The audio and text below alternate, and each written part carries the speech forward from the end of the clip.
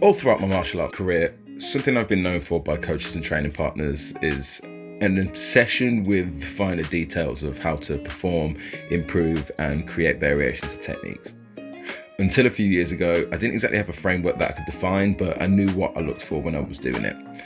All techniques essentially work as a combination of movement patterns optimized through the timing of activation, relaxation, and coordination of the muscle groups along the kinetic chains of those movement patterns.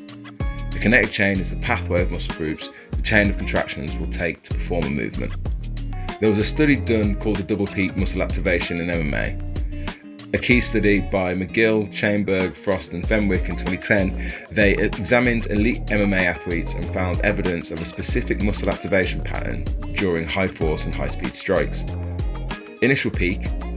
An initial burst of muscle activity occurs at the beginning of a motion, seemingly to increase stiffness and stability in the core and proximal joints. This creates a stable base for the limb muscles to pry against, initiating rapid limb acceleration. The next phase, rapid relaxation. Following the initial peak, there is a very rapid relaxation phase.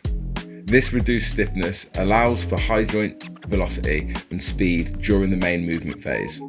And the second impact, a very large peak in muscle activity occurs immediately before or at the moment of impact. This rapid stiffening upon contact enhances the effective mass behind the strike, thereby maximizing the impact force transferred to the opponent.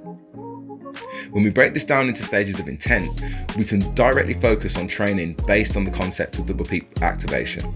Technique movement pattern development is a framework that I use to group the movement pattern preferences of a technique in order to isolate and break down the stages of that technique that are most important for initiation and activation, force development, impact and follow through, as well as actually returning or progressing from that technique with efficiency of movement and balance. As a tool for learning, it allows you to identify stages of a technique that you might be struggling with or overlooking. Sometimes thousands of repetitions with subpar technique can be a much longer path to success or build a misrepresentation of the all-round effectiveness of a technique. If it overstrains a movement pattern or range of motion, or means that you lack a key element to supporting your fundamentals, such as a good jab or understanding how to transition between punches and kicks in a combination, this is where you might see some problems. When it comes to improving a technique itself, sometimes the simple tweak of a movement, a focus on mobility around a certain range of motion, and a few hours of strengthening with intent could mean all the difference in the world to the effective use of that technique. Now, when we think of the stages of a technique, the technique movement pattern framework breaks the technique down into stages based on the intent of the motion or movement. I call this process technique stage isolation. Along with the TMPs, I found that with a majority of beginner through to advanced techniques, they follow stages of intent from 3 to 5 steps. Keeping the double peak activation concept in mind, what we want to do is look at the intent behind each motion and how that contributes to the outcome of the movement transitioning into the next stage. Technique stage isolation separates the movement phases used by a strike into the phases of movement that can be focused on to improve the technical efficiency, rate of power and force development, and the fluid pattern transitioning required to perform the technique and further strengthen its movement stages. So a 3-stage technique process will include the initiation and activation as step 1, force development and impact and follow through as step 2, and return or progression as step 3. For the 4-stage technique process, we add in the primer or transition in front of the initiation and activation stage. And for the 5-stage technique process, these include techniques that have a primer or transition before the initiation and activation, which then results in a further transition that adds into the force development and impact or the follow through, before coming back to the return or progressing on from that strike. Now let's get into the actual technique movement patterns. The primary patterns that a technique will typically follow from initiation to impact are direct, linear techniques that follow a direct path towards their target, often with very little adjustment or additional movement required to perform that technique. Rotational, techniques that require a rotating or twisting of the hips or shoulders in the initiation or activation stage and follow an arced path towards the desired target of the strike.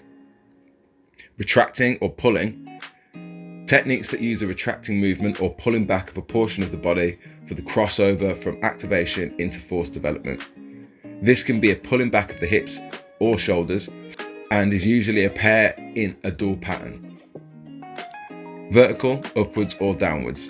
Techniques that follow an upward or downward trajectory towards their target, such as axe kicks, uppercuts or vertical knees. Now before you say, but what about spin, jump, step and other strike variations? In the framework, they're called primers or transitions.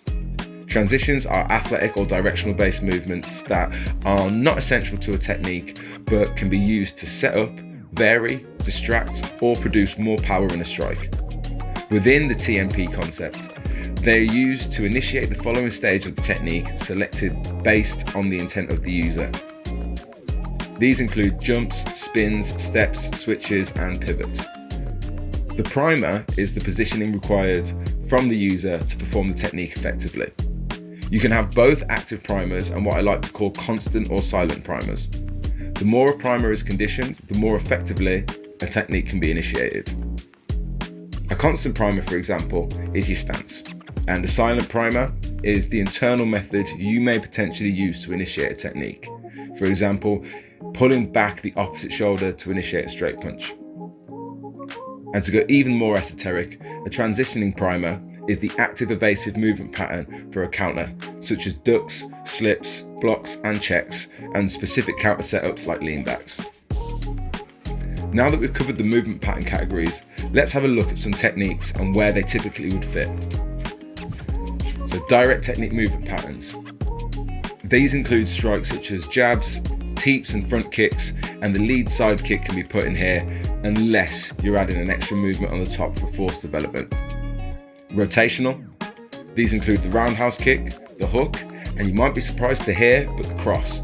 Because of the fact that we're bringing our energy from our rear shoulder across our body to actually perform the strike, we want to be able to rotate our core and our shoulders from the rear position and past the lead shoulder in order to get as much energy as possible into the cross.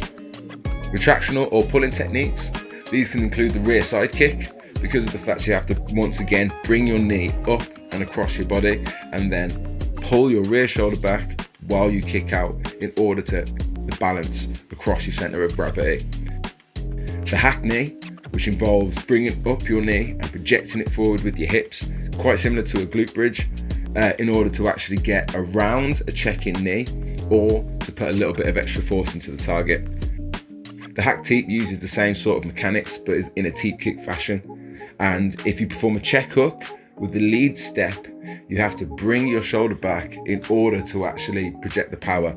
So as you step your lead foot back, you're pulling your right shoulder backwards while you lean in order to get your left hook in front of you and towards the target while your head's off the center line. Vertical strikes can include the vertical knee, the axe kick, tomahawk elbows and the uppercuts, because of the very obvious pathway of going upwards or downwards. Still, if we carry a diagonal pathway, we can still include these in the vertical pathways because of the fact they may use a small amount of rotation in order to get their angle, but if their primary target is to go upwards or downwards, then that's the way that we're looking at the technique. Those movement patterns will be the reason that we use specific strengthening in order to target those techniques.